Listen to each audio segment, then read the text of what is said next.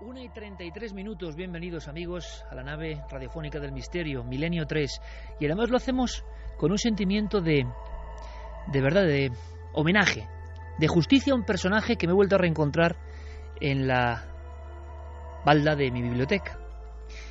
En la portada un extraño artilugio, un nombre, Enrique Gaspari Rimbaud, una primera edición, 1881, título El Anacronópete.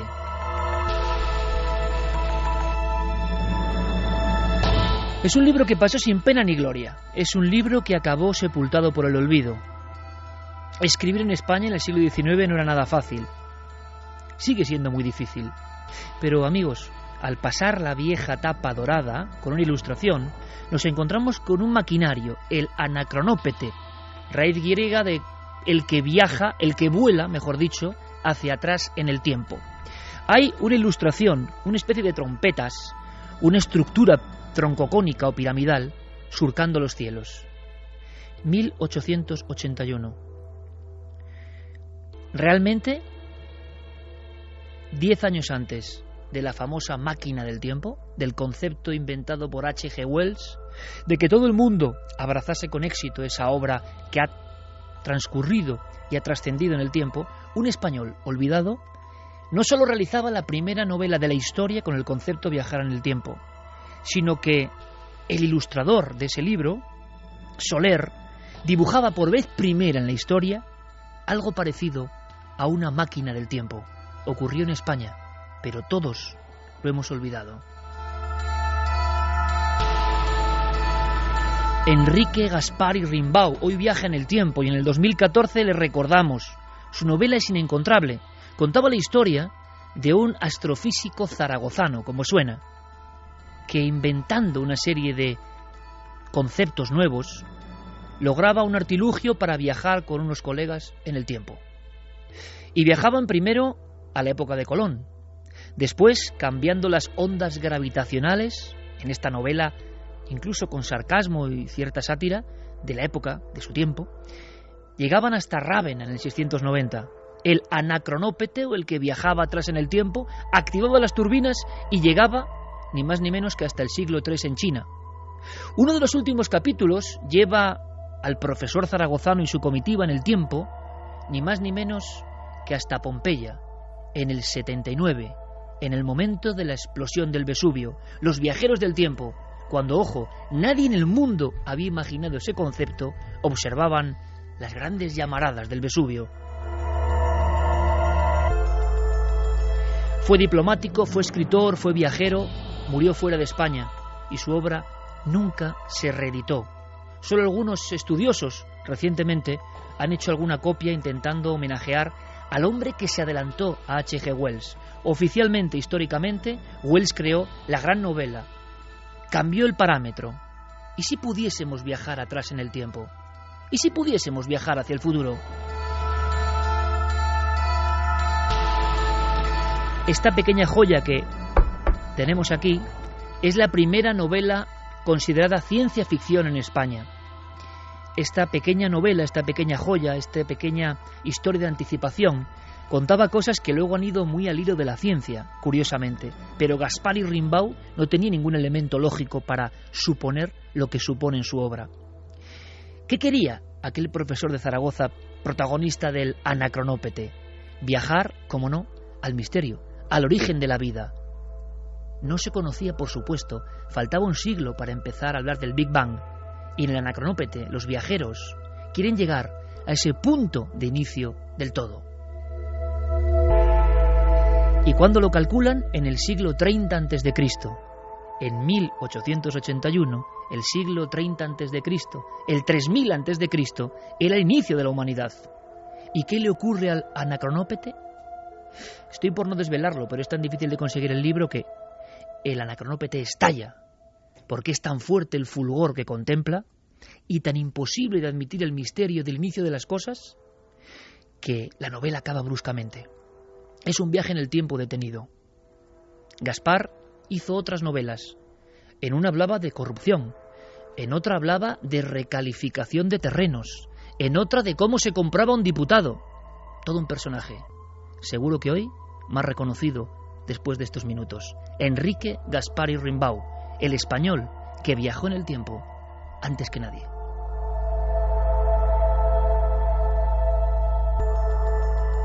Toda la actualidad en torno a nuestros programas en navedelmisterio.com, el portal hacia lo desconocido. Búscanos también por Nave del Misterio en Twitter, Facebook y Google+.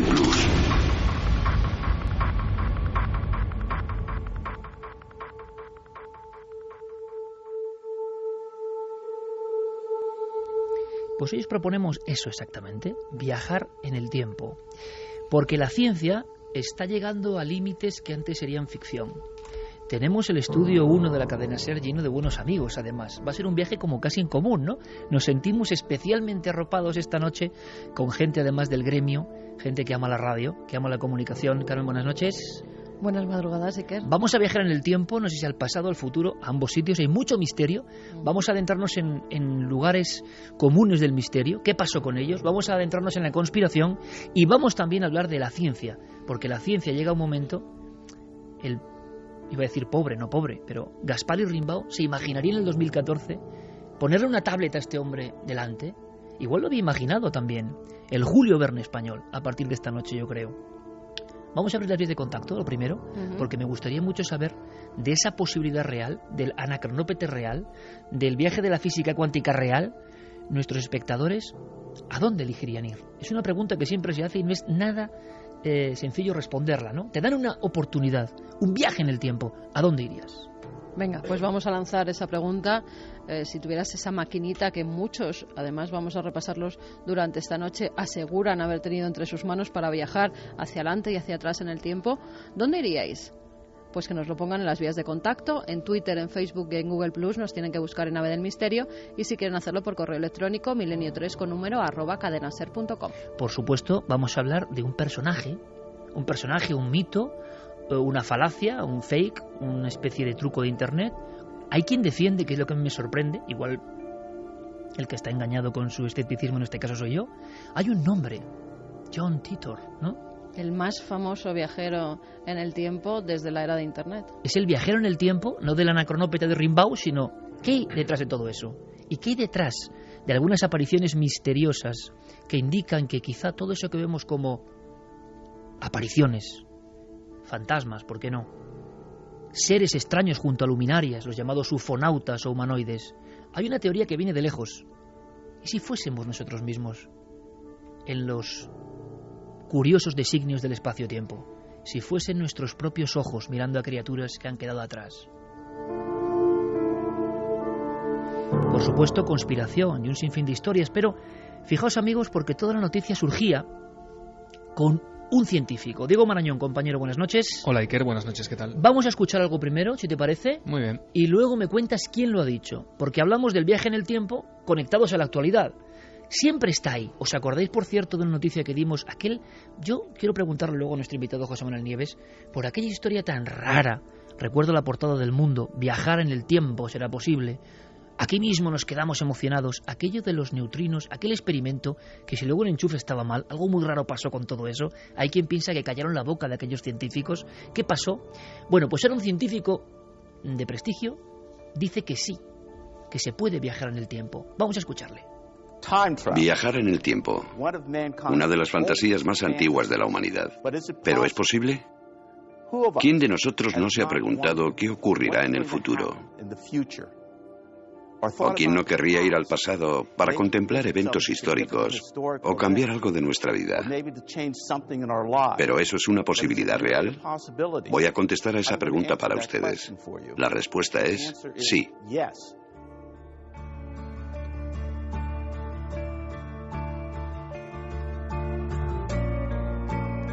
1:42 con Fermín Agustí, Noel Calero, en la Nave del Misterio, que regresa nuestro compañero. Él sí que es un crononauta, ha vuelto de uno de sus viajes por el espacio-tiempo. Santi Camacho, buenas noches, compañero. Buenas noches, Iker. Claro, entonces, buenas noches. Muy buenas noches. El ya mencionado amigo de la ciencia y amigo de este equipo, José Manuel Nieves, bienvenido. Hola, buenas noches. Que te guste a ti mucho la radio en la madrugada, ¿eh? Mucho, me encanta. Y hay mucho que hablar de la ciencia. Tú me dijiste, si os interesa el viaje en el tiempo, este es el científico, este que acabamos de escuchar, ¿verdad? Sí. Diego, ¿qué sabemos de este hombre? Bueno, hemos escuchado a Ronald Mallet, que es un físico teórico de la Universidad de Connecticut y que forma parte, por ejemplo, de la Sociedad Americana de Física. Durante años, este hombre ha estado trabajando en los planos para construir una máquina del tiempo. Una máquina que en su diseño utiliza un giroscopio láser de anillo y se basa en la teoría de la relatividad especial de Einstein, una teoría postulada en 1905, que dice, entre otras cosas, que al tiempo le afectan el desplazamiento y la velocidad. Estamos, Iker, por supuesto, te imaginarás, ante un desafío científico, en ese dudoso límite que separa la realidad de la utopía, pero es curioso porque este desafío se desencadena en un niño. Hay una historia detrás de todo esto.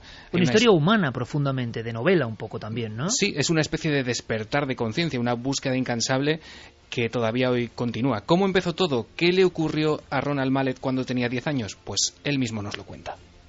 Yo era el mayor de 5 hermanos. Crecí en el Bronx y mi padre reparaba aparatos de radio y televisión. Para mí, él era el centro de mi universo. Parecía estar muy sano. Pero lo que no sabíamos, quizás sí mi madre, era que tenía un corazón muy débil. Murió de un infarto fulminante a los 33 años. Yo tenía 10 años y aquello me devastó. Después de su funeral no me importaba vivir o morir. Me dejó algunas cosas. Una de ellas fue el amor por la lectura. Me encanta leer ciencia ficción. Un año después de su muerte me encontré con el libro que cambió mi vida, La máquina del tiempo, de H.G. Wells. Pensé, aquí está, esta es la respuesta. Si puedo construir una máquina del tiempo, podría volver atrás, verle de nuevo y quizás salvar su vida.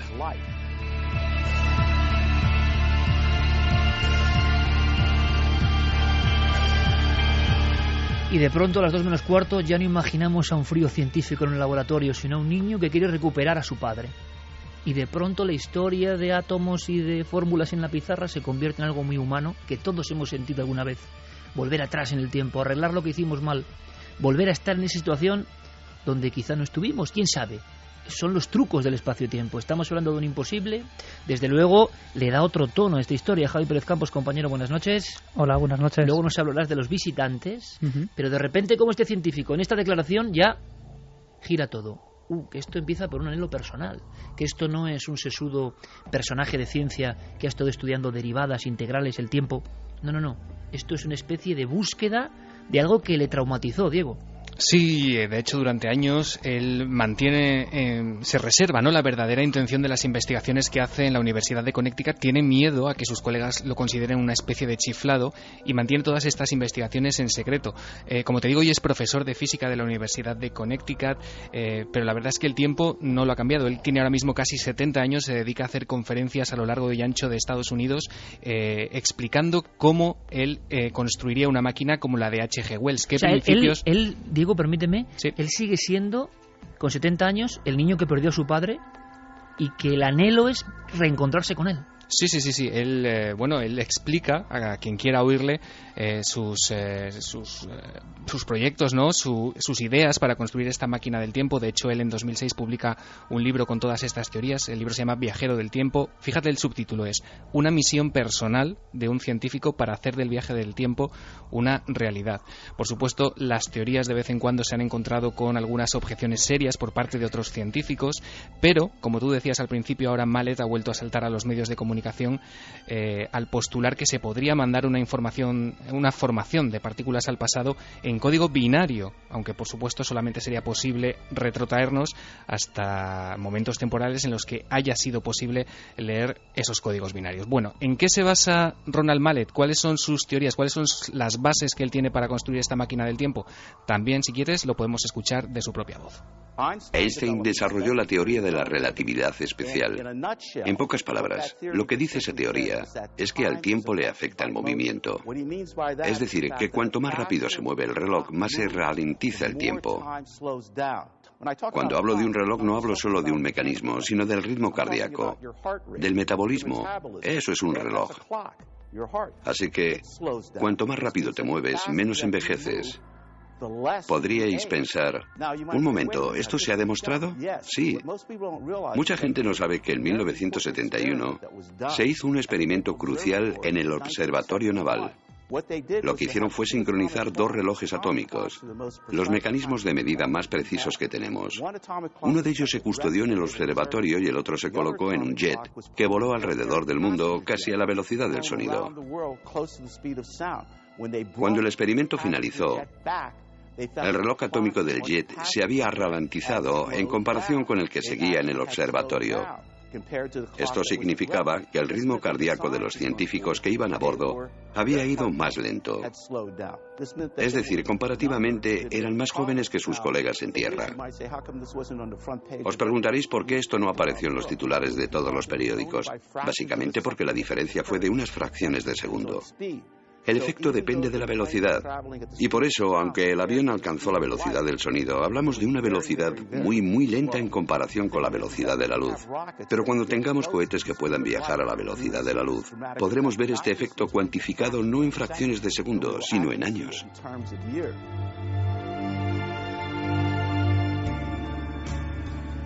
Aquí este hombre da una clave clarísima, ¿no?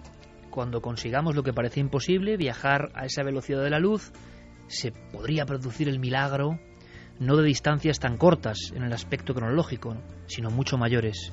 Es sorprendente, compañero José Manuel Nieves, director área de ciencia de ABC, que haya científicos de primer nivel pensando en algo que nos retrotrae a eso, a H.G. Wells, a los locos, a prototipos para viajar en el tiempo. Tú me lo dijiste y que me parecía increíble. Sí, pero no es el único. Hay toda una escuela rusa que está trabajando activamente desde hace décadas en estos problemas, ¿no? Y toda la física entera, toda la física en general, desde que existe la física cuántica, uno de los problemas más acuciantes que ha tenido y más interesantes es precisamente el problema del tiempo. Pero claro, es un problema complejo, porque lo primero que hay que definir es qué es el tiempo. Y no sabemos lo que es el tiempo. Imagínate, o imaginémonos todos, una forma de definirlo podría ser que es una medida del cambio de las cosas, de la evolución de las cosas. Si tú te quedas mirando este libro durante 100 años, pues lo verás como se va arrugando, se va deteriorando, todo se va llenando de polvo, es decir, las cosas cambian. Pero imaginémonos un mundo estático en el que nada cambiara, en el que no se moviera nada, en el que no envejeciéramos jamás, en el que no nos moviéramos ni siquiera. Pues se podría decir que hay tiempo en ese mundo o no. Es decir, el tiempo y el movimiento efectivamente son uno. De hecho, Einstein eliminó los términos espacio y tiempo y acuñó el término espacio-tiempo. Nosotros podemos ir de aquí a Barcelona recorriendo un espacio, 600 y pico kilómetros, pero necesitamos un tiempo para hacerlo, es indivisible. Y además, como muy bien habéis explicado hace un momento, con la teoría especial de la relatividad, cuanto más rápido va una persona con respecto a un observador, el tiempo pasa más lentamente para él y más rápido. O sea, imagínate que fuéramos en un tren a la mitad de la velocidad de la luz. Los que estuvieran fuera de ese tren y miraran dentro, parecería que nosotros apenas nos movemos o nos movemos en cámara lenta. Y nosotros mirando a los que se mueven fuera parecerían todo lo contrario, moverse como en cámara muy rápida, muy rápida.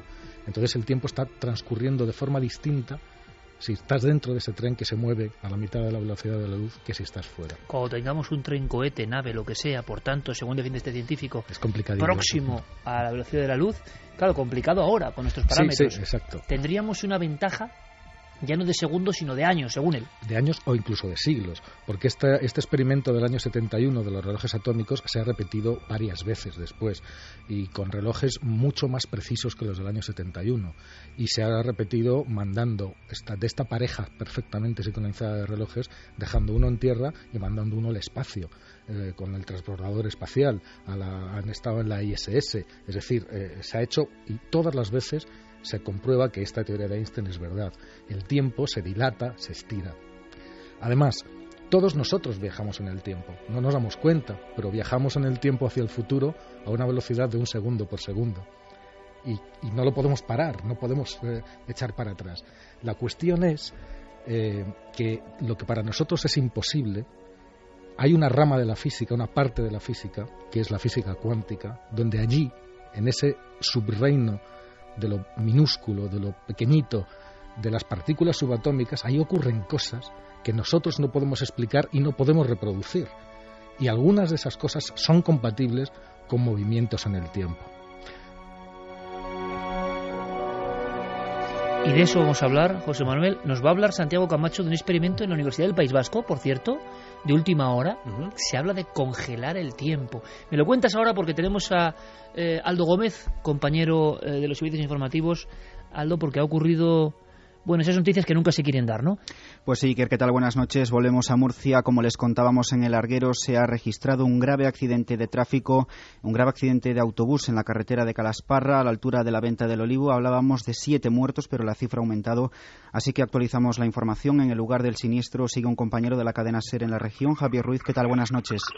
¿Qué tal? Buenas noches. Son 10 ya los fallecidos y la cifra de heridos no para de subir. Hasta 40 personas iban en el interior del vehículo. Todas han sido ya trasladadas a los hospitales de distintos puntos de la región, sobre todo de la capital. La zona sigue acordonada. Se ha levantado el autobús, que está literalmente chafado. En una de sus puertas vemos una imagen de la Virgen de las Maravillas, muy popular en la zona, que ha quedado literalmente destrozada.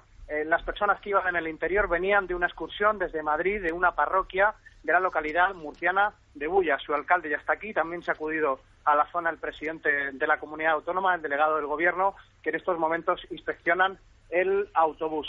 Dolor y consternación en la región de Murcia por que es uno de los accidentes más graves de la historia de nuestra comunidad. Gracias, Javier. En el boletín informativo de las 3 de la madrugada, Iker, las 2 en Canarias, actualizaremos la información, y pendientes también en nuestra página web en cadenaser.com. Muchas gracias, Aldo, por la información. Nunca antes habías estado tan cerca de lo desconocido. Milenio 3. Cadena SER.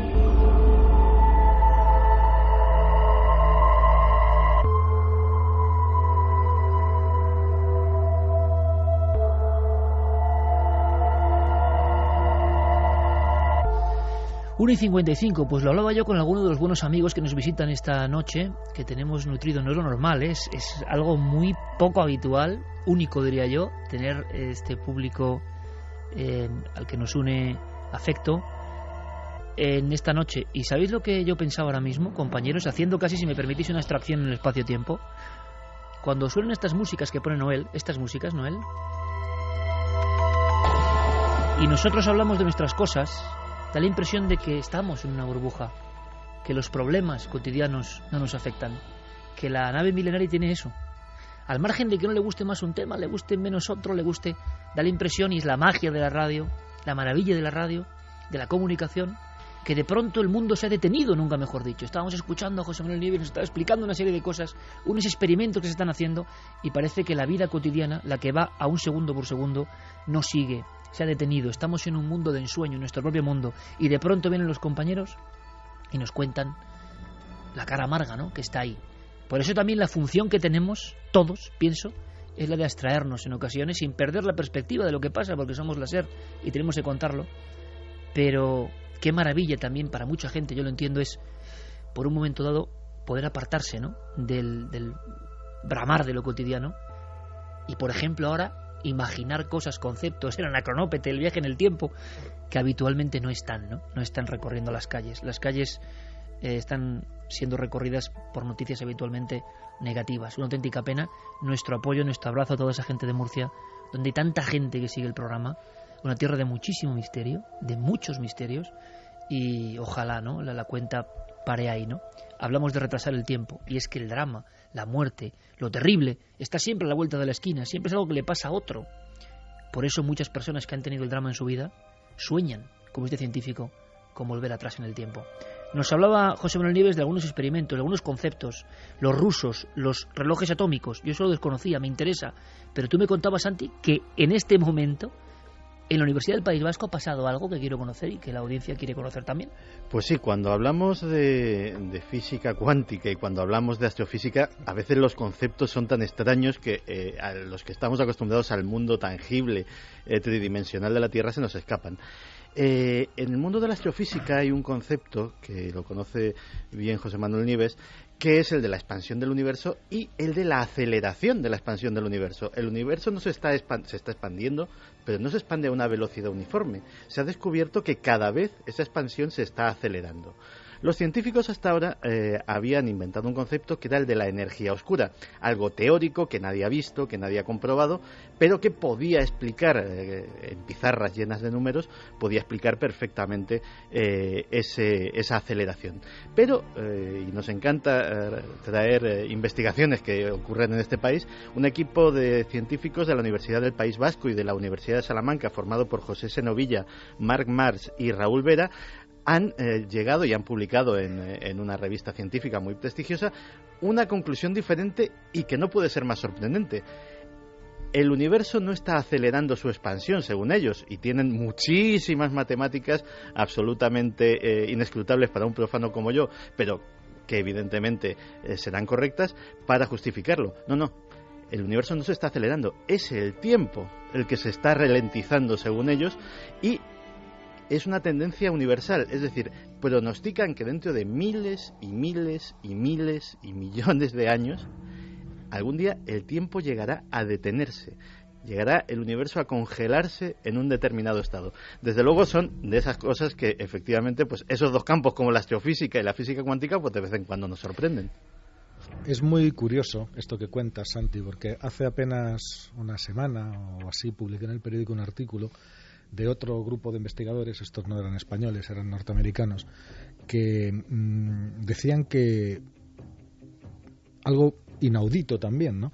Que es que los universos paralelos no solamente existen, sino que están interactuando con el nuestro y el nuestro interactúa con ellos. Universos paralelos, esa cosa que yo he leído siempre en los libros de misterio. Claro, pero los universos paralelos tienen mucho que ver con el tiempo y con el viaje en el tiempo. ¿Por qué? Porque la física, que ha retorcido la realidad hasta el punto ya, hasta puntos más allá de la comprensión del común de los mortales, ¿no? Una de las cosas que dicen es que los viajes en el tiempo, la doctrina principal científica dice que no son posibles, ¿no? Luego, si quieres, entramos en explicar. Hay un acuerdo general en la ciencia de que no va a ser posible. Con algunas discrepancias como estas que hemos visto antes, ¿no?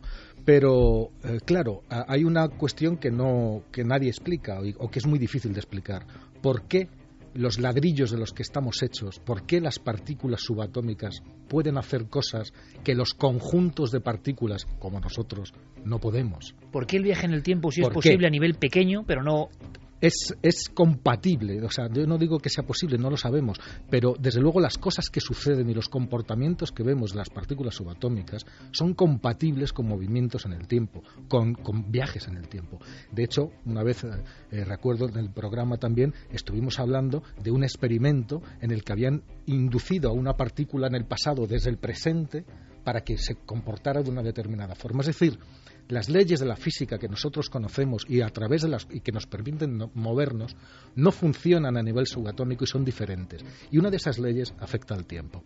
Entonces, este grupo de investigadores lo que decía es que la física cuántica, la mecánica cuántica, podría ser el nexo de unión de todos los universos paralelos que existen, que son un número n, pongamos infinito, y que igual que una partícula tiene un estado de indeterminación, que es una de las características de las partículas, ¿no? Son medio energía, medio materia, no se sabe muy bien, se materializan cuando es necesario, cuando no, pasan a través de las total. Cosas, vamos. Están aquí, luego están allí, están en dos sitios a la vez, es decir, unas cosas que las cosas materiales no podemos Están hacer. aquí y allí, no han pasado por el medio. Sí, todo ese tipo de cosas, o están aquí y luego están antes, y luego te la cargas y resulta que antes estaba, o sea, unas cosas absolutamente como de no creer. Bueno, pues podría ser el nexo de unión compartido por todos estos universos. Es decir, cuando enlazo otro concepto, cuando hablamos de viajes en el tiempo, una de las críticas que se le pone es la de la paradoja temporal. ¿Qué pasaría si yo viajo al pasado y mato a mi abuelo? Bueno, pues entonces, claro, evidentemente no habría nacido ni mi padre, ni habría nacido yo, y entonces, ¿cómo es posible que yo vaya...? Pero los universos paralelos al mismo tiempo resolverían esto, ¿no? Exactamente. ¿Qué pasaría si en el momento en que yo mate a mi abuelo el universo se divide en dos? Uno en el que yo mato a mi abuelo y otro en el que no. Entonces, esa posibilidad, esa apertura, esa ramificación del universo se produciría cada vez que algo sucede. Es decir, ahora mismo hay otro universo en el que yo no estoy hablando en este programa, otro en el que tú no estás, otro en el que no existe ni siquiera la radio, otro en el que todavía hay dinosaurios, es decir, cualquier realidad podría ser posible. universos paralelos. ¿Cuándo empezaron las historias de viajes en el tiempo? Porque evidentemente vamos a vagar entre la ciencia, lo que sabe la ciencia, qué habrán hecho estos rusos, ¿no? Nos va a contar la historia, Santi, de un judío que es alucinante, que dicen que inventó algo tremendo, cosas de Santi, ahora nos lo contará. Pero ¿desde cuándo se empieza a hablar de viajes en el tiempo? Porque antes del Anacronópete, mucho antes, desde el medievo, hay historias de gente que viajó en el tiempo. Y esto sí que es curioso. Y entronca, es otra forma del saber, con la España mágica en este caso. Hay un sitio, Clara, maravilloso, que es el monasterio de Leire, ¿no? Sí. Un sitio que recomendamos la visita, mágico donde los haya, con mucha historia. Ahí localizamos uno de los primeros viajeros en el tiempo españoles, porque también queremos saber de ellos. ¿Quiénes son? Supuestamente. Sabemos que el tal Titor, que luego nos contará Carmen, es el viajero en el tiempo, fraudulento o no, yo no lo sé, luego lo veremos, de la época de la red. Pero muchos siglos antes de la red ocurrió algo en las mismísimas puertas de este monasterio románico de Navarra. Sí, efectivamente, una historia que, si bien, como has explicado antes, cabalga un poco entre esa leyenda, ¿no?, y la realidad, lo cierto es que el personaje existió como tal, el abad Virila, del cual hay referencias escritas en el siglo X, y se hace mención a él como testigo en algunas historias que se dieron en la zona. Bueno, pues él era un fervoroso, como buen abad, seguidor de la doctrina y era muy asceta y muy místico, y entonces él tenía una inquietud muy grande por conocer cómo sería el paso del tiempo ante el Altísimo. Y esto él en sus plegarias oraba, él hacía un paseo todos los días matutino a los alrededores del monasterio, llegaba hasta una fuente que recibe su nombre, que hoy se puede incluso visitar, y pedía y rogaba que se le mostrara ese enigma, ¿no? Y un día, en uno de esos paseos, pues llegó al lugar de la fuente, se aposentó y había un ruiseñor y se puso a cantar. Y él se quedó escuchándolo extasiado, con tanto éxtasis que cuando se quiso dar cuenta pensó que se le había hecho tarde en las faenas del monasterio y corrió por el camino, aunque si bien ya bajando notó algo extraño, como si el paisaje hubiera cambiado, como si aquello no se pareciera al mismo paisaje que conocía a diario. Y al llegar al monasterio, el monasterio parecía más grande también. Llamó a la puerta y el hermano portero no le reconoció, pero lo curioso es que él tampoco reconoció al hermano portero. Y al parecer armó tal escándalo que le dejaron entrar. Y entonces, ¿pero quién es usted?, le decían. Yo soy el abad Virila. Y entonces y se quedaron atónitos porque, viendo un poco la documentación del monasterio, recordaron la presencia de un abad que se llamaba como él y que había desaparecido 300 años antes cuando fue a dar un paseo a los alrededores del monasterio. Son historias que forman parte quizá de la leyenda, pero de un deseo en el pueblo de conocer a aquellos que se adentraron en el terreno más prohibido. Se ha viajado al inframundo, se ha viajado al espacio, se ha viajado al confín de los mares, pero ¿se ha viajado atrás en el tiempo o al futuro? Hay muchas historias que vosotros ya conocéis. Algunas durante mucho tiempo se dieron por certeras, por auténticas. Sin duda, una de las más espectaculares era el atropello de un misterioso personaje en mitad de Nueva York. De pronto, en pleno 1950, en el mes de agosto, un individuo con un gabán de invierno, con un sombrero como de otra época, con unos zapatos anticuados, y que además parece sorprendido ante la batería de coches que salen del paso de peatones, y casi, según los testimonios, según lo que se contó en esta historia, se deja atropellar. Cae muerto. Le miran en el gabán, la policía le interroga de alguna forma post-mortem, es decir, viendo qué tarjetas puede haber ahí, qué documentos, qué DNI, y se encuentran con una tarjeta que pone Rudolf Fenz. Se pone a investigar el Departamento de Policía de Nueva York, hay una serie de complicaciones y al final descubren que hay un Rudolf Fenz, que es una persona que no tiene nada que ver con ese individuo. Indagan un poco más y descubren que es su nieto y que se contaba la historia de que hacía mucho tiempo, a final del siglo XIX prácticamente, Rudolf Fenz, abuelo, salió una de esas tardes cuando Nueva York desde luego no conocía los coches, ni conocía las estructuras ni los edificios, y no volvió jamás. Apareció de repente en un salto en el tiempo. Esto se contó muchas veces y muchos, es verdad, lo teníamos como un elemento más del mundo del misterio. Parece ser que esto era una leyenda urbana, creada en una revista nórdica. Pero, ¿por qué encajó tanto en el pueblo americano de los 60 y los 70? Porque se empezaba a hablar de la posibilidad de una física nueva, de viajar en el tiempo. Empezaban las primeras películas a contarnos que el viaje era posible. ¿Sabe algo de física? Accediendo a física. Ingeniería mecánica. Óptica dimensional, cronografía, casualidad temporal, paradoja temporal. ¿Viajar en el tiempo? Sí. ¿Accediendo a ciencia ficción? No, aplicación práctica. Mi pregunta es, ¿por qué no se puede cambiar el pasado? Porque no se puede viajar a nuestro pasado. Pero, ¿y si fuera posible? No lo es. Disculpe, ese es un tema sobre el que puede confiar en mí. Accediendo a los escritos de Isaac Asimov, H.G. Wells, Harlan Ellison, Alexander Hardegger. Hábleme de este. Hardegger, 1869 a 1903. Científico americano con tendencia a excéntricas teorías que incluyen un tratado sobre la creación de una máquina del tiempo.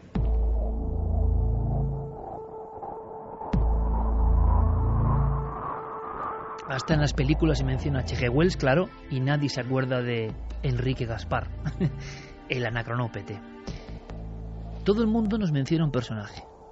Pasamos del abad Virila a su representante hoy en la red. Y os digo una cosa, yo de antemano no me lo puedo creer. Tengo que decirlo así. Pero ¿por qué cuando nace la red prácticamente, o cuando la red se populariza en el mundo, surge un nombre, Santi lo sabe muy bien, le ha seguido la pista, que no se ha podido borrar del inconsciente colectivo digital? Un nombre y un apellido, y un viajero en el tiempo. Y ojo, miles de personas que le ayudaron en su cometido y que consideran que es una verdad. Yo, aunque sea en forma comprimida, de una vez por todas, en este homenaje a los viajeros en el tiempo y a la posibilidad del viaje en el tiempo, quiero saber qué se sabe de este tipo, de este individuo, si es que existió alguna vez, claro.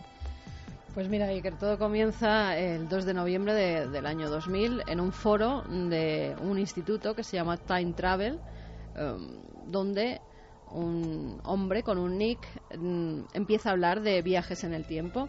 En principio él no dice que es un viajero del tiempo. Luego va aclarando que se llama John Titor, dice provenir del año 2036, tiene 38 años, es norteamericano, es militar y está en una especie de misión gubernamental en la que tendría que acudir en un viaje en el tiempo a 1975 para recuperar un ordenador IBM 5100, da los datos, porque es importante para su época, porque así puede traducir diversos tipos de código de computadoras. Al parecer se iba a producir como lo que se venía anunciando en el año 2000, ese apagón, ¿no? El efecto 2000, ¿no? Que tanto asustó a todo el miedo mundo. causó. Bueno, pues en el 2038, en teoría, se iba a ocurrir también otro de estos apagones y entonces tenía que conseguir ese ordenador IBM. ¿Por qué le habían mandado a él? Pues le mandaron a él porque resulta que su abuelo fue el que ensambló parte de ese ordenador IBM y por lo tanto él podía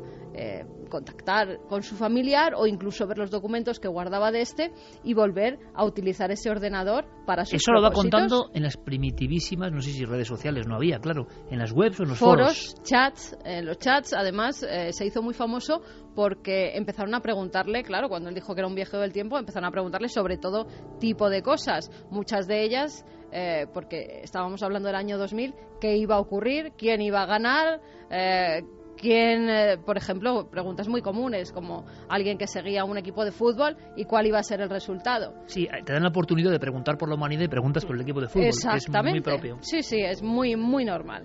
Pero él sí que es cierto que iba dando una serie de datos e incluso de su propia vida. Dijo que él provenía de Tampa, de Florida. También hizo una serie de predicciones, por ejemplo, que en el 2015 empezaría una tercera guerra mundial, marzo de 2015. Dijo marzo del 2015. Ajá, todavía está por ver. Además, sería Rusia quien lanzara un ataque nuclear contra las grandes ciudades de Estados Unidos, por eso empezaría la guerra mundial, que las víctimas ascenderían a más de 3.000 millones de muertos, que es lo que iba a haber, ya se sabían las cifras. Eso lo dijo John Titor en sus mensajes en el 2000. Exactamente. Que el planeta se enfrentaría a un invierno nuclear, en el que no sería de proporciones catastróficas y permitiría que la humanidad continuara con su existencia, que Internet sería el principal medio de comunicación que se iba a utilizar, que el sistema de transportes más generalista dejaría de ser el avión y sería el tren, que era lo más seguro y era lo que más velocidad iba a conseguir de todos los transportes, que se erradicaría el virus del SIDA y se progresaría mucho en la curación del cáncer.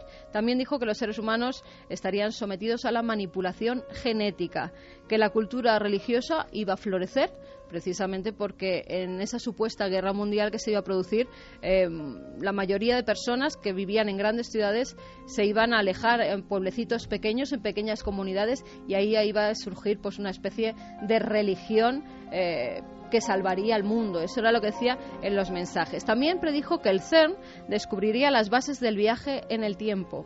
El CERN, así lo decía. Todo esto son pues pequeñas predicciones que va lanzando a lo largo del año en el que él está en la red, porque el 24 de marzo de 2001 desaparece. Además desaparece con un mensaje un tanto extraño que deja a todos, pues, si es un viajero en el tiempo, porque nos da este mensaje. Lo último que dice es: llevad una lata de gasolina para cuando muera el cache al lado de la carretera, firmado por siempre y regreso a casa. Nunca más se sabe más sobre este personaje. Ahora sí, 2 años después surge el abogado de su supuesta madre, que asegura que su hijo era John Titor y que es verdad, que había viajado en el tiempo. Una historia en plan un poco caballo de Troya, un soldado. Una historia rarísima, porque además se publican hasta fotografías de la supuesta nave en la que viaja, que es un tanto extraña, porque la nave se hace en un coche, en un Chevrolet. O sea, como Regreso al Futuro. Sí, como Regreso al Futuro. En la parte de atrás hay una serie de cables, de maquinarias muy raras, muy extrañas, pero luego están lo que son los asientos del coche, que se ven perfectamente. ¿Y esto por qué ha sido tan venerado y tan seguido por tanta gente? Es que no lo puedo entender. Pues al parecer, miembros de IBM, por ejemplo, dijeron que esa información que había dado John Titor era una información confidencial de la que no se tenía conocimiento ni nadie podía saber, porque no era una información pública, la sabían muy pocas personas. Y él da una serie de datos de ese ordenador IBM 5100 que no tenía acceso el público, por ejemplo. Otras cosas, hace pequeñas predicciones, también dicen que anuncia la llegada de Obama, porque habla de un presidente negro, y después, pues como hemos visto, se produce. Aciertan algunas cosas, pero hay otras en las que se equivoca muchísimas veces, con lo cual se piensa que es una persona normal y corriente que se ha hecho pasar por un viajero en el tiempo que no sabía cómo terminarlo y en un momento dado desaparece. Pero aquí está el ejemplo, por ejemplo, de la creación de JJ Benítez, Caballo de Troya. ¿Por qué tiene ese impacto colectivo? Yo siempre lo cuento. Recuerdo a Sebastián Vázquez, buen amigo editor, que tenía una librería en el año 84 y de repente llegó Caballo de Troya a las librerías, la creación de JJ Benítez sobre, en el fondo, esta historia, más o menos, ¿no? Unos soldados son... por eso quiero que Santi nos cuente una cosa curiosa. Por un proyecto confidencial militar, resulta que viajan en el tiempo, y viajan no a cualquier lugar, sino seguramente al que muchos elegirían, ¿no? En esa apuesta que hemos puesto esta noche de dónde viajaríais en el tiempo si os dan un único viaje, un único boleto, ¿no? Decían, claro, al tiempo de Jesús hablando o predicando, ¿no? Todas esas memorias del mayor, Benítez las recibe. Está siempre ahí la polémica, que no vamos a entrar en ella, hemos hablado mucho de Caballo de Troya, pero lo que a mí me interesa es que me contaba Sebastián que nunca, y nunca es nunca, ni con el Código da Vinci, ni con los grandes bestsellers, él vio como librero, y esto es curioso, y lo digo por algo, esa cara de fascinación. Claro, se juntaban dos cosas: Jesús, el Jesús desconocido, y el concepto viaje en el tiempo, que es como el gran tabú, porque todos nos hemos imaginado qué haríamos nosotros de tener esa oportunidad. Y me lo decía Sebastián, la gente acudía, entre comillas, como auténticos yonkis de literatura, pero ha llegado la remesa que nunca vuelve a ver jamás eso, ese interés por el tema, sea novela. Y con la red se hace todavía más fácil, porque transmitir la información a través de Internet llega a muchísima más gente. Se habrá pensado que es un experimento de John Titor, me imagino, hasta incluso, ¿no? Se ha publicado una fotografía de John Titor que como llevemos ese peinado en el 2036 va a ser terrible. Esa fascinación de la que habláis es que yo que hablo de la parte más científica, es que la comparten los científicos. O sea, es que están igualmente, o sea, son como niños pequeños muchas veces, ilusionados con algo. Y bueno, por ejemplo, Stephen Hawking. Cuéntanos algunos de los que ha hecho Stephen Hawking, porque llega al límite de ser, sinceramente, un tipo con cierto sentido del humor, en este caso, del viaje en el tiempo, ¿no? Tiene mucho sentido del humor, porque él estudió en los años 70 y 80, más bien los 80, estudió muy concienzudamente el problema de la singularidad. La singularidad es ese punto que es una rotura del espacio-tiempo, que es justamente en el centro, o sea, de un gran agujero negro. Entonces, ahí las leyes de la física, el tiempo, todo eso desaparecía o se transformaba o había una rotura. Y entonces, claro, la pregunta inmediata era ¿y entonces eso quiere decir que podemos retroceder y que podemos avanzar y que podemos tal? Y dedicó mucho tiempo al estudio de esto.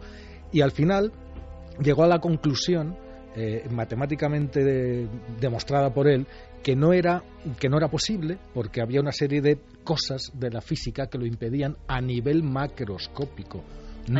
Entonces él, por ejemplo, se preguntaba, dice, bueno, vamos a ver, si son posibles los viajes en el tiempo, en algún momento del futuro alguien lo habrá inventado. Y entonces dijo esa frase lapidaria que acabó con un montón de gente que esas frases que él dice. Que dijo, la mejor prueba de que no se pueden hacer viajes en el tiempo es que no estamos invadidos por una legión de turistas del futuro. Bueno, igual es que los turistas no vienen así en carne y hueso, ¿no? Vale, pero de acuerdo. Entonces eso él lo decía como, claro, te dicen eso en medio de una conferencia cuando estás en un debate con alguien y te han hecho polvo, porque ¿qué contestas a eso? ¿No? Bueno, pues Hawking tiene esa habilidad. Pero ha habido proyectos para cazar viajeros en el tiempo. Sí, pero el propio Hawking, en junio, el 28 de junio de 2009, organizó una trampa para cazar a posibles viajeros del tiempo.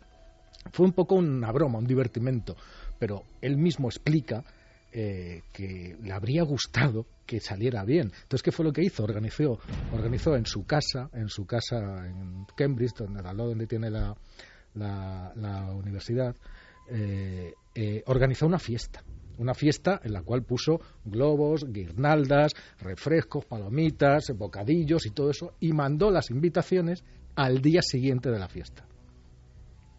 No el día antes ni 2 días antes, sino un día después de la fiesta. Entonces la cuestión era a ver si venía alguien a la fiesta o no. Claro, si venía alguien a la fiesta no podía ser más que un viajero en el tiempo que había visto la invitación que había enviado después, entonces había viajado y había ido a la fiesta que se celebraba el día anterior. O sea, esto hizo Hawking. Con lo cual también está bien ver a los científicos a ese nivel, ¿no? Un poco especulando con el último gran tabú. Hay más cosas, Santi. No, de hecho, le decía a José Manuel que podemos hacer el experimento ahora mismo. ¿Por qué no un viajero del tiempo nos escribe la semana pasada a nuestro email, al email del programa, al email de Milenio 3, si está escuchando esto? Pero una cosa, Santi, es que podemos revisar el email de la última semana y ver si nos encontramos alguna sorpresa. Pero es que escucha, es que hay una operación de búsqueda en redes sociales. Sí, es que otro grupo de grupos científicos. Sí, otro grupo de físicos. En redes sociales. Otro grupo de físicos, esto se lo inventaron, pero al final se lo inventaron por los científicos cuando se inventan un juego, se lo inventan con todas las consecuencias, ¿sabes? Entonces, en una pausa de estas de café, entonces empezaron a hablar sobre los físicos, las cosas de las que hablan, ¿no? Pues que si tal, pues que si la teoría de aquí, que si la teoría de allí, y se inventaron una especie de juego, una trampa también, para cazar a posibles viajeros del tiempo. Y estos eran... O sea, que sospechan que puede haber. A ver, es que es lo que te decía antes. Estamos a las puertas de una nueva física. Esa nueva física no se conoce todavía, hay que desarrollarla y hay que descubrirla. La física que conocemos no nos permite ciertas cosas, pero tenemos una puerta a través de la física cuántica que lo permite todo. ¿Qué pasó en las redes sociales? Entonces, estos físicos, claro, les queda esa duda, y entonces hacen un juego, y el juego que hicieron es, vamos a hacer una trampa en las redes sociales, en Facebook, en Twitter, en LinkedIn, planteando cuestiones para ver si hubiera un viajero del tiempo ahora mismo.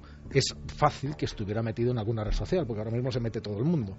Entonces, claro, es espionaje del mundo actual, ¿no? Vamos a plantear una serie de hashtags y una serie de temas, y vamos a comprobar con ordenadores, con programas hechos especialmente, ya tengo que cuando juegan en serio. Vamos a comprobar si antes de que esos acontecimientos se produzcan había comentarios en las redes sociales. ¿Y qué acontecimientos cogieron? Bueno, pues por ejemplo, la llegada de un cometa, el Papa, el nombramiento del Papa, del Papa de ahora, y alguna otra cosa más que ahora mismo no recuerdo, 2 o 3 temas muy gordos. Y entonces empezaron con un programa de rastreo a fechas anteriores, incluso en años, de ver si había algún comentario. Algún viajero profeta. Claro, algún viajero profeta que ya hablara del Papa como ahora y que ya hablara del cometa que nos visitó el año pasado, ¿no? Bueno, no encontraron nada. Perdón, sí que encontraron una referencia al Papa. Bueno, sí, encontraron uno, pero eso no es significativo. Fue, no sé si fue, no se especifica quién, pero yo creo que fue este chico español que tuvo ese sueño, lo catalogaron como premonición. Sí, pero fue un único caso y puede ser una casualidad. No, por supuesto, pero bueno, no es significativo. Daba el nombre. Inventó un judío y una historia que solo puede contar Santiago Camacho. Una historia curiosa que rescaté de un periódico canadiense, el Vancouver Times, que en 1977 decía: importante inventor descubre una máquina para congelar el tiempo. Cuando lees el artículo descubres que no era para congelar el tiempo, pero desde luego era una cosa bastante notable. Sid Harlitz era un multimillonario canadiense muy conocido en Vancouver, porque lo denominaban algo así como el Edison judío. ¿Por qué? Porque tenía el mismo perfil que personajes como Nikola Tesla o como Thomas Alva Edison. Era un tipo absolutamente autodidacta que se había hecho millonario con decenas de patentes de sus inventos, que había fundado varias empresas. Una de ellas era tan curiosa que su propósito se comprometían a arreglar cualquier cosa, fuera una central hidroeléctrica de hace un siglo, un barco a vapor de un museo, cualquier cosa que nadie podía arreglar, ellos la arreglaban. Bueno, pues este hombre, que ya estaba entrado en ciertos años, había anunciado que su último invento era una máquina que en su radio de acción distorsionaba el tiempo, hacía que el tiempo pasara más despacio que en el exterior de esa burbuja que se creaba. Lo curioso es que dijo que su invento lo iba a donar al Departamento de Defensa del Estado de Israel. Hasta ahí se quedó la cosa, pero resulta que al poco tiempo recibe una de las distinciones más importantes que concede el Estado de Israel, que es concretamente el título de protector del Estado de Israel. Y a partir de ahí se empieza a especular con una posibilidad. Resulta que, y esto empieza con la famosa intervención en el aeropuerto de Entebbe por parte de las fuerzas israelíes para liberar a unos rehenes judíos.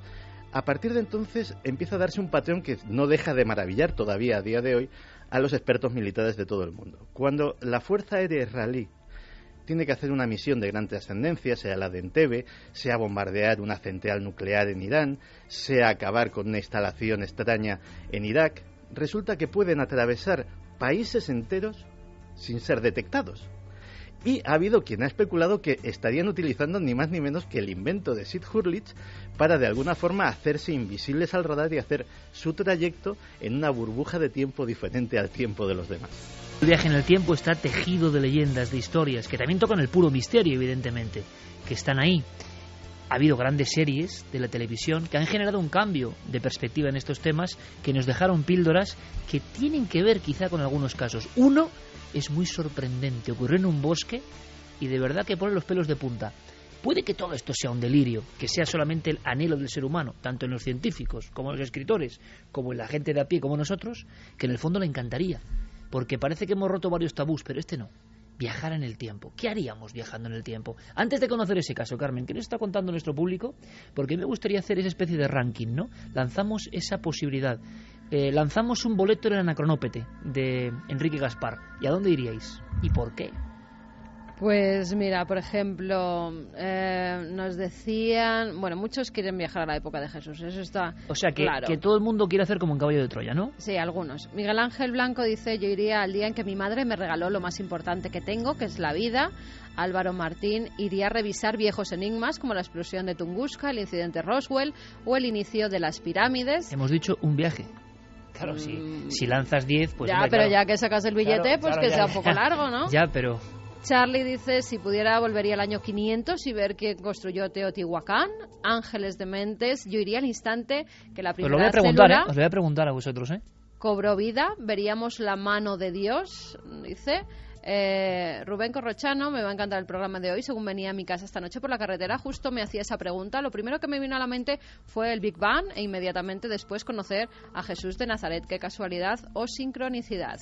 Entidad Oscura dice, viajar en el tiempo yo creo que podría causar daños en las personas a nivel neuronal. También nos decía Rosa que iría a la Galilea de Jesús. Especial K, yo iría al estudio de Leonardo da Vinci o me pondría detrás de Durero mientras pintaba. No está mal tampoco. Peter Coyote, yo iría a la Edad Media, 1192, Charts y las Cruzadas. Milenio 1996, este ha viajado al pasado, yo lo tengo claro, volvería a la época de los dinosaurios. Samuel Hernández, si tuviera una máquina del tiempo, lo tengo claro, al origen de los tiempos para saber cómo realmente comenzó la vida. Bueno, como hacían los viajeros del Anacronópete, ¿no? Era el inicio de la vida oficial en el siglo XIX. Os digo esto porque aquí ahora nos parece ridículo. Hombre, en el siglo XIX pensaban que en el siglo 30 a.C. empezaba la vida. Bueno, era lo aceptado. Nadie salía de esa norma. Ahora no salimos de otras normas. ¿Quién sabe? Marcos se colaría de polizón en una de las naves de Colón. Peter Coyote, bueno, espera, me gustaría conocer a Einstein o a Picasso. Itchu, yo iría a la España de los Reyes Católicos. Eric, está claro, iría a la época de Jesús de Nazaret e intentaría encontrarle. Nora, yo lo tengo claro, el Antiguo Egipto. Kaunukanui, yo iría al último día de vida de la Tierra y moriría con ella. Bueno, es una oportunidad única que hemos lanzado aquí en este viaje en el tiempo, que es la radio. Os hablaba de un caso concreto, un caso que se llamó en su día el Roswell británico, un caso que oficialmente está en los expedientes de defensa como una cosa sin resolver. Algo se posó en un sitio, algo motivó la intervención en plena noche de unos militares. Unas voces, unas comunicaciones, una historia maravillosa. Lo que yo no sabía es que se había complicado extremadamente y que el concepto viaje en el tiempo también aparecía aquí. Porque, saltando de la ciencia de José Manuel Nieves o de la conspiración de Santi, nos marchamos a terrenos mucho más resbaladizos pero apasionantes. Y sí, los ufonautas, ¿no? Los visitantes, como los llamamos en Cuarto Milenio, que no sabemos bien qué son y cada año que pasa menos sabemos lo que son. Y son reflejos de esos otros viajeros. Un día, un compañero nuestro, un querido compañero, Sergio Fernández de Pinedo, me dijo algo asombroso. Esto va a parecer una tontería y ahora lo que viene es lo importante, que es el caso, pero hacedme caso. Estábamos editando el programa, seguramente a estas horas, era de noche y alguien se equivocó. Alguien entró por la puerta, se equivocó, miró y se fue. Y entonces Sergio, que es un tipo bastante genialoide, se me quedó así mirando y me dice de repente, ¿y si los visitantes son estos? Es decir, alguien que por un accidente, en un momento concreto, se muestra con esa fugacidad, observa y se va. Porque si no, si es verdad tantos casos que hemos contado muchas veces, ¿qué sentido tiene? Sabemos que son testigos que no mienten. Cuando Jean-Claude Invente, en Domene, enero del 76, va a por una jícara de leche, cerca de la gendarmería, por cierto, y junto a sus amigos ve que baja una especie de trompo luminoso, que dejó unas huellas, y ve un tipo que anda como un sonámbulo. Pero ese tipo le da mucho miedo, porque es muy alto, tiene un cabello como albino, va embozado en un traje, y se dirige hacia él. Él tira la leche y sale corriendo, y luego van a la policía. Allí quedan unas huellas. Casos como este, que sería el caso arquetípico, con testigos, muchísimos. Os pongo un ejemplo. Dentro de muy poco, y Pérez Campos sabe de qué hablo, por vez primera en la televisión, lo voy a anunciar ya, la policía vasca muestra sus expedientes X, por vez primera en la televisión. Cuando veáis a un inspector jefe de la policía vasca con 30 años de hoja de servicio hablando de un caso de este tipo, solo que dentro de un túnel y sacando las armas, y con esa rotundidad de decir, oye, que yo he estado 30 años frente a la ETA, no me vengas tú a contar lo que es mentira y lo que es verdad. Pongámonos en que esos casos ocurren. Esas imágenes que aparecen, que igual no son naves de tornillos, que igual no son tan físicas como creemos, que son parecido a lo que mucha gente, desde sea verdad o no, lo que se ve es una imagen constante, que da miedo, que nos alerta. ¿Y si es ese intruso que de pronto ha entrado en una habitación, ha observado desde hace quizá milenios en el cronógrafo de la vida hacia adelante y se ha marchado? Porque es extraño lo que hacen estas figuras, también sea quienes sean. Es extraño lo que hacen las apariciones. Tú llegas de un punto de vista sideral para dar una vuelta, asustar a un niño y marcharte. ¿Qué está pasando? Bueno, pues de un caso de ese tipo hablamos, y una serie mítica recordaba estos incidentes de esta forma. Escuchar esto directamente, también es lo veréis, viaje en el tiempo. Menos de 9 meses después de la supuesta caída de un ovni en Roswell, Nuevo México, el USS Eldridge hizo algo más que ocultarse de los radares. Desapareció del astillero de la Marina en Filadelfia para reaparecer después a cientos de kilómetros en Norfolk, Virginia. Eso no es posible, Mulder, no sin desafiar las leyes del tiempo y del espacio. Quizá aquellos científicos intentaron manipular los agujeros de gusano de la Tierra. Explícate. Son auténticas puertas donde la materia entra en contacto con el tiempo a una velocidad uniformemente acelerada. Aseguro que los militares nunca abandonaron las investigaciones sobre el tema.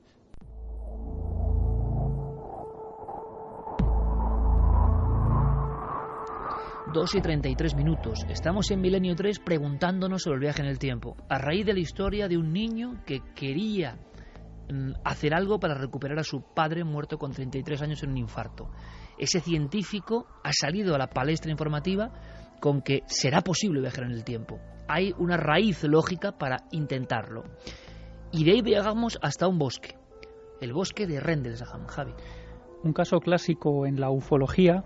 Tenemos que remontarnos, que viajar al pasado, concretamente a diciembre de 1980, esos últimos días de ese año fueron bastante complicados para los vecinos que tenían granjas en esa zona tan concreta de Inglaterra. En Rendlesham empezaron a verse unas extrañas luminarias, unas luces que surcaban los cielos durante la noche, que aterrorizaron a algunos vecinos porque aseguraban que se aproximaban bastante hasta el punto de que llegaban a ver una forma cónica, como si aquello fueran objetos metálicos tripulados por alguien en su interior, y aquello pues puso en guardia a toda la población hasta el punto de que cerca de ese lugar había 2 bases militares, por lo que la noche del 26 de diciembre de allí salen varios aviadores en busca de estos objetos para ver de qué se trata, si incluso puede ser una amenaza para el gobierno.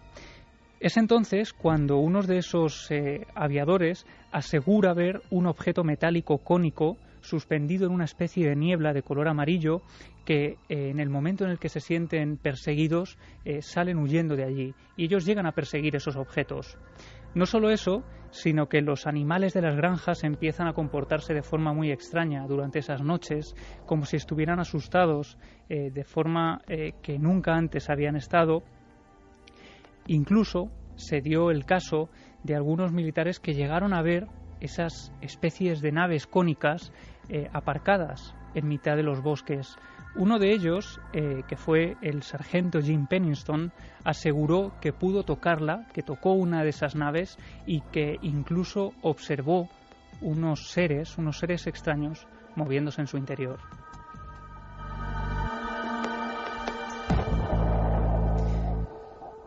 El miedo se hizo con todos los vecinos y con la gente de la zona, hasta el punto de que algunos militares, incluso que llevaban años de experiencia, empezaron a encontrarse en estado de grave aturdimiento. Todo aquello fue tan grave que se mandó inspeccionar la zona, y allí, como ha ocurrido en otros tantos casos, se encontraron efectivamente unas marcas en el suelo, marcas como si allí hubiera habido algo apoyado a altas temperaturas, dejando zonas de hierba completamente quemadas.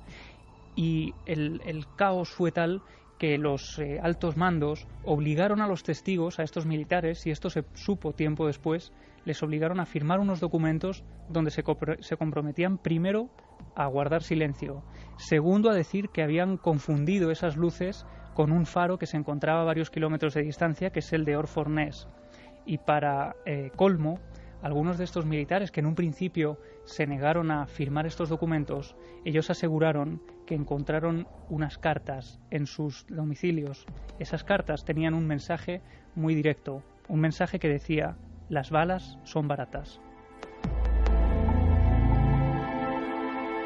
Rendlesham, 1980. Eso es. De hecho, el Ministerio de Defensa de Gran Bretaña siempre negó que hubiera tenido interés en este caso. Dijo que no tenía ninguna preocupación por lo que allí hubiera estado ocurriendo, cosa que posteriormente se demostró que había sido falso, porque aparecieron estos testimonios y estos documentos. Y lo cierto es que hay investigadores que llevan años detrás de cualquier pista, y se trata de uno de esos casos de los que no se ha desclasificado ningún tipo de material. Pero la sorpresa llega cuando unos años después de todo esto, concretamente en 1984, el sargento Jim Penniston, uno de estos que llegaron a tocar, a tener contacto con una de estas naves, para que veamos que no hablamos de cualquier persona, este sargento está galardonado con 27 honores militares, pues se sometió a una sesión de hipnosis para comprobar o para intentar volver al momento en el que tocó esa nave y saber si había algún detalle oculto. Lo sorprendente es que en ese estado de hipnosis él aseguró que tuvo la certeza de que los seres que estaban dentro de esas naves eran viajeros en el tiempo.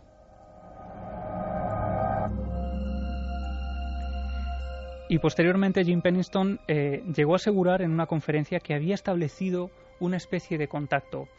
Nosotros hemos hablado con Vicente Fuentes, Perdona, ingeniero... el militar con 27 galardones militares, después de ese informe o de esa aproximación de una aeronave desconocida o lo que fuese, se convirtió, como ha ocurrido otras muchas veces, aunque no se cuenta, en contactado, con todas las comillas sobre este concepto, sí, ¿no? Una especie de contactado que, en teoría, llegó a recibir una especie de mensajes telepáticos, todo cogido con pinzas, pero que, desde luego, ahí estaban esos documentos que son bastante extraños y que parecen guardar un extraño mensaje. Un mensaje que ha investigado nuestro compañero Vicente Fuentes, ingeniero químico e investigador de todos estos temas, y que nos cuenta qué es lo que decían esos mensajes. En el año 2010, y ante sorpresa de 300 personas que estaban viéndole en una conferencia, este hombre sacó unos papeles llenos de unos y ceros. Y este hombre dijo que tras el incidente de Rendlesham había tenido, pues algún tipo de comunicación telepática con aquel objeto. Y resulta que esa comunicación telepática se basaba en un código de unos y ceros. Este hombre se lo dio a un analista informático llamado Nick Zisk para que lo tratase de averiguar, y estuvo 30 años metido en un cajón aquellas 16 páginas llenas de unos y ceros. Claro, yo me acerqué a este tema cuando descubrí que aquellos unos y ceros realmente representaban lenguaje ASCII. Y claro, fue impresionante poder dividir aquel lenguaje ASCII en códigos de 8 dígitos. Entonces salió un mensaje en inglés, que es la lengua, pues podríamos decir la lengua oficial del planeta, en donde aparecían unas frases fascinantes, ¿no? Por ejemplo, la primera frase exponía exploración de la humanidad, y luego después el año 8100. Lo siguiente que aparecía en el mensaje en código ASCII era la frase ojos de vuestros ojos, que por supuesto aquí dejamos a cada uno que interprete lo que pueda ser para él. Ojos de vuestros ojos. Bueno, allí está un caso. Quizá habría que emparejar todo esto con John Titor y su mundo y sus leyendas, ¿o no? Si me permites hacer una pequeña reflexión al hilo de la historia. Claro, dice, tuve la impresión, decía el sargento, de que eran viajeros del tiempo, no solo del espacio. Y claro, pensaba yo para mis adentros, digo, es que si alguna vez somos capaces de viajar en el espacio de verdad, quiero decir, irnos muy lejos a otras galaxias, vamos a tener que ser capaces de viajar en el tiempo, porque si no, no es práctico. Es decir, no nos sirve para nada. Nosotros, por mucho, aunque imagínate que consiguiéramos naves capaces de viajar a la velocidad de la luz, y te subes a una de esas naves y te tiras toda tu vida en esa nave. Si te subes con 20 años, te tiras 50 años en esa nave. Solo llegas a 50 años luz, y 50 años luz no es nada, o sea, es aquí al ladito. Si quieres ir a 1000 años luz, a 1 millón de años luz, a 100 millones, a 1000 millones de años luz de distancia, no tienes vida. Y además, tampoco sería práctico porque... A no ser que vivas milenios, claro. Claro, a no ser que vivas milenios. Pero es que además, si viajaras a la velocidad de la luz, hemos visto antes que si viajas a esa velocidad durante 50 años, en la Tierra no están pasando tus 50 años, en la Tierra a lo mejor están pasando 300, con lo cual cuando vuelvas no está la Tierra que tú dejaste. Y además, tu viaje para los terrestres que se quedan en la Tierra duraría 5 siglos, o sea, no es nada práctico. Es decir, si alguna vez viajamos a las estrellas, tendremos de alguna manera que vencer el problema del tiempo. Que es el gran tabú, la gran frontera, ¿no? Está unido la distancia, el espacio y el tiempo. ¿Alguno de esos científicos rusos que tú mencionabas al principio llegaron a algún experimento? Porque me recuerda a los experimentos que se hicieron en la Unión Soviética de intentar recrear otro gran misterio, que es, parece un tema muy bonito, ¿cómo empezó la vida? esto que buscaban los oyentes, algunos de ellos, irte al momento del Big Bang. Bueno, más que al Big Bang, al momento en que me parece en la Tierra, poco práctico. Claro, exacto, germina la vida. Y se hizo una especie de campana, hubo varios experimentos para poner todas las condiciones para intentar explicar científicamente cómo había surgido el milagro de la vida. No solo los pues rusos. A nivel del tiempo, ¿se ha hecho algo parecido? ¿Se ha llegado a alguna conclusión? No se ha llegado a ninguna conclusión. Lo que sí se han establecido son marcos teóricos, y parece ser que un viaje posible en el tiempo tendría que ver con un tipo de curvatura de la luz. De la luz y de radiación, un tipo de curvatura de radiación que además formaría un bucle cerrado, y a esto es a lo que ha llegado la escuela rusa, lo cual les ha llevado a decir que si alguna vez fuera posible hacer un viaje en el tiempo, nunca podrías viajar a un punto del tiempo anterior al de la invención de la máquina del tiempo, porque sería imposible. Tú no puedes viajar con una máquina del tiempo a un punto antes de que se invente esa máquina, con lo cual esos bucles temporales, pues habría que inventar la máquina del tiempo, esperarse un par de siglos por lo menos para que valga la pena, y como mucho podrías volver esos 2 siglos hasta... Lo que hemos tenido en la historia del misterio son visiones que a veces personas que han visto antiguas batallas, se hablaba del desembarco de Dieppe y de personas que escuchaban un fragor de la batalla tiempo después, se ha hablado de una historia clara, y hablamos de superclásicos del misterio, que al final se quedan un poco entretejidos ahí en una historia que tampoco entendemos muy bien. Igual es un don que tenemos los seres humanos y no es un viaje en el tiempo, pero hay una historia que ocurre en Versalles, por ejemplo. Antes Clara nos llevaba al monasterio de Leyre, ni más ni menos, y ahora nos vamos a otro mucho más moderno, pero donde ocurrió algo que aparece en muchos libros de misterio, de crononautas, de historias de saltos temporales, y que podíamos resumir brevemente. Sí, brevemente, el suceso tuvo lugar el 10 de agosto de 1901, cuando Charlotte Ann Moberly y Eleanor Jourdain, ambas eran académicas en St. Hugh's College, en Oxford, visitaban los jardines de Versalles en una excursión. Y bueno, ellas pasaron por el Petit Trianon, que era un palacete que perteneció a María Antonieta, y después, como estaba cerca, se dirigieron al Gran Trianon, pero se dieron cuenta de que estaba cerrado al público.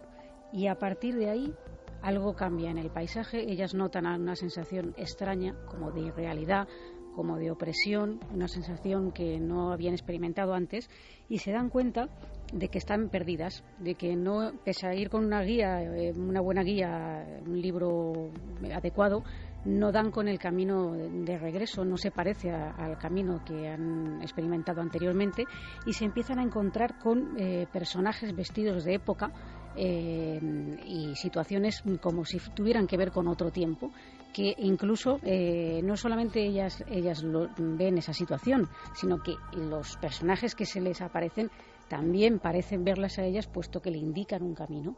Ellas prosiguen por ahí y visitan varios lugares y situaciones que no comprenden y no pueden explicar. Cuando ese viaje termina y por fin encuentran algo conocido, ya se han salido de los jardines, se quedan tan impresionadas, tan impactadas, que empiezan a buscar explicación. Una posible explicación es que hubiera una especie de fiesta de disfraces en la que hubieran sido disfraces de época. Eso lo descartan enseguida, hacen una serie de averiguaciones. Otra, la posibilidad de que estuvieran contagiadas de una alucinación colectiva con ellas mismas. Pero cuando empiezan a investigar, como buenas académicas que se meten en hemerotecas, bueno, hemerotecas no es que hubiera exactamente hemerotecas, pero bibliotecas, y acceden a información del pasado, descubren que por esa misma fecha, pero en otro año, en el año 1792, se había producido una revuelta, y las cosas que se describen en esa revuelta son muy parecidas a las que ellas habían vivido. También se hablaba de la posibilidad de que fueran apariciones fantasmales, pero este caso ha quedado ahí en esa duda de qué es lo que realmente ocurrió allí, y ellas mismas deciden escribir un libro donde cuentan esta experiencia. Lo hacen con seudónimo porque son conscientes de que no les van a creer y que va a resultar muy polémico, y solamente años después se trasciende, digamos, las identidades de estas personas, y bueno, ahí queda ese suceso para la incógnita de todos.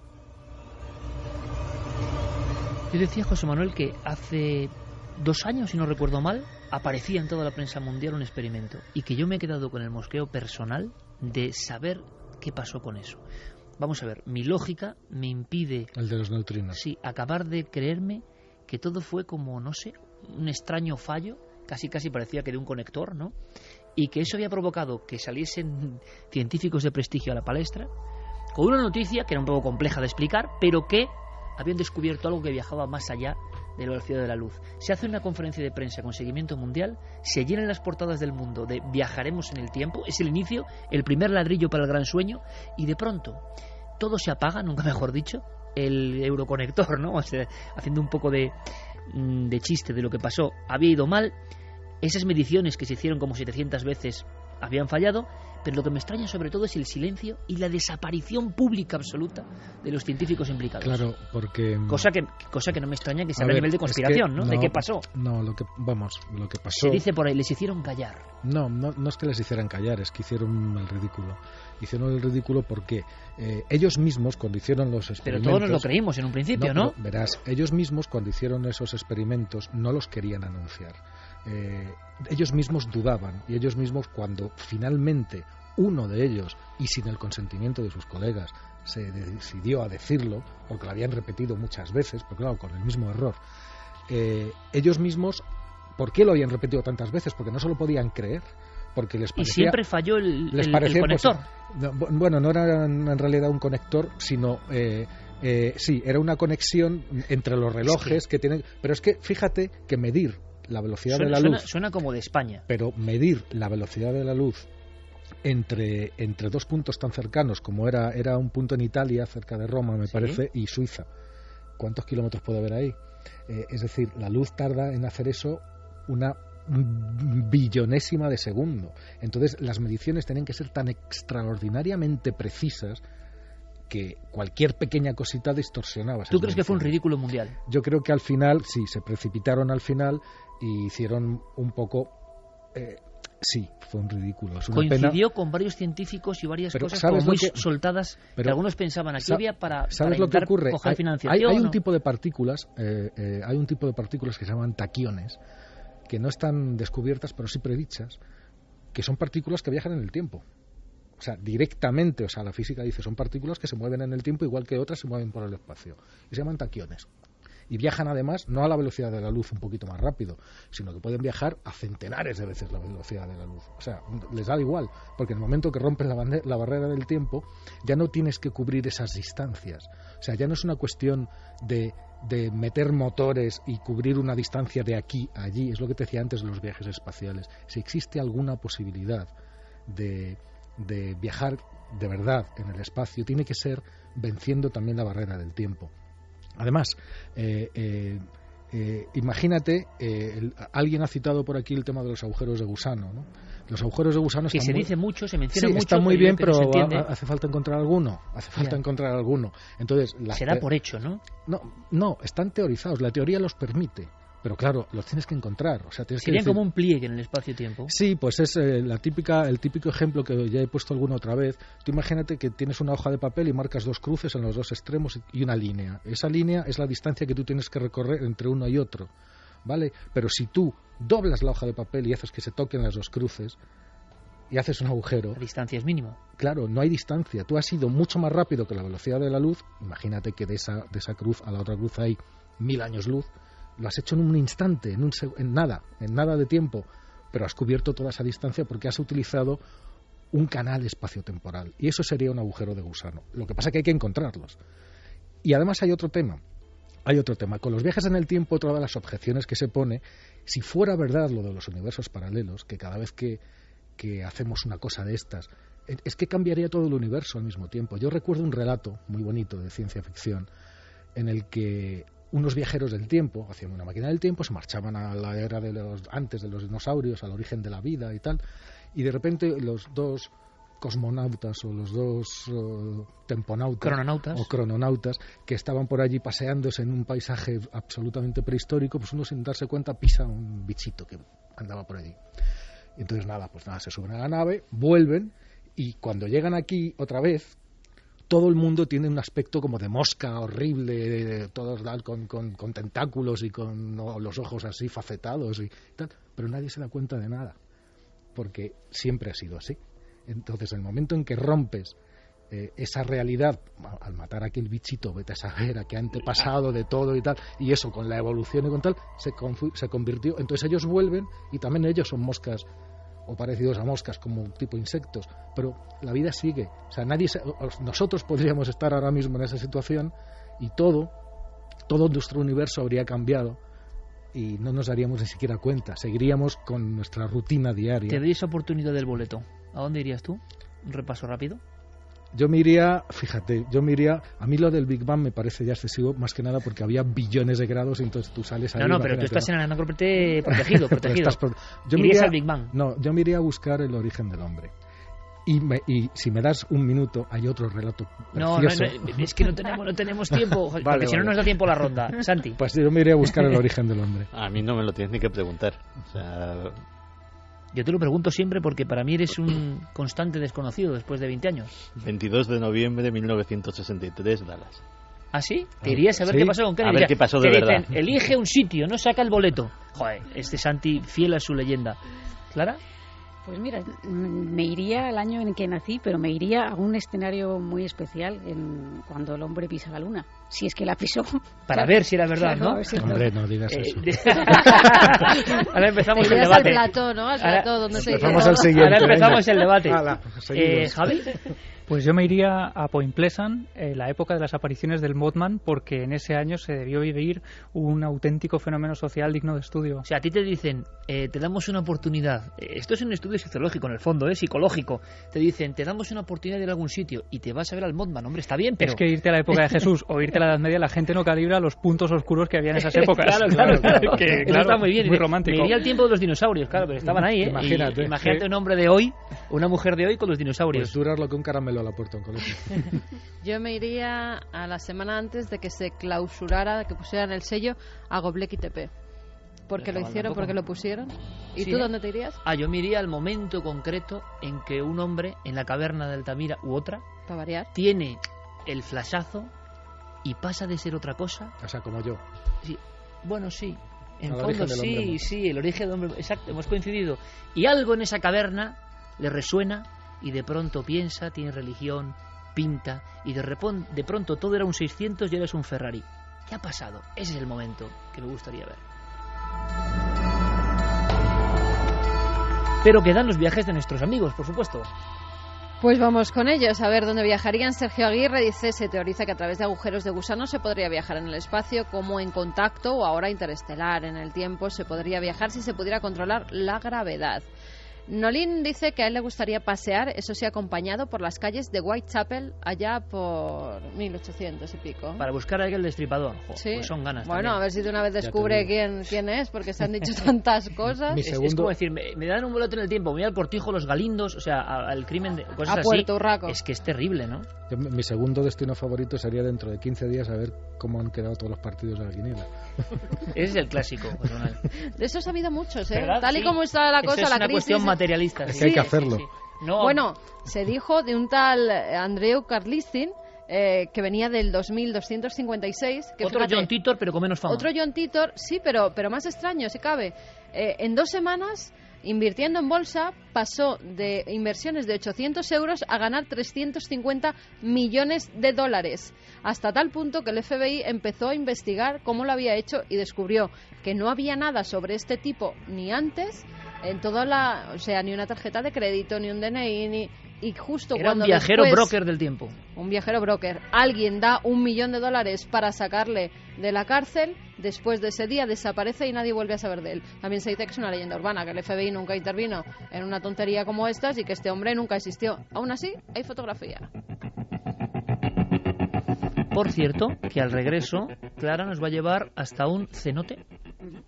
Cenote Zací, en donde dicen que ocurren historias extrañas. ¿Y ha pasado algo con la Deep Web, Santi? Pues sí, mega redada en la Deep Web. Lo vamos a contar en un ratito. Oscuridad. Yo me voy a Villisca, a la casa donde hubo 8 asesinatos terribles, porque al parecer ha vuelto a suceder algo también tremendo. La casa de Lizzie Borden. Exactamente. Que es una chica que de repente entró en una espiral de locura, es un poco oscura la historia. Creen que la asesina era Lizzie Borden. Con un hacha. Y ha pasado algo en esa casa. Exactamente. Pero esa casa se visita porque dicen que hay fantasmas. Sí. Y ha ocurrido algo ahora. Ahora ha ocurrido algo. José Manuel Nieves, compañero, como siempre, que es un placer estas noches de ciencia y misterio, esta curiosísima combinación, que sigamos haciéndolo, sigamos disfrutando del conocimiento, y me ha gustado lo de coincidir en el mismo momento en el viaje, fíjate. Nos veremos allí, ¿te parece? Estupendo. Gracias, crononauta, gracias.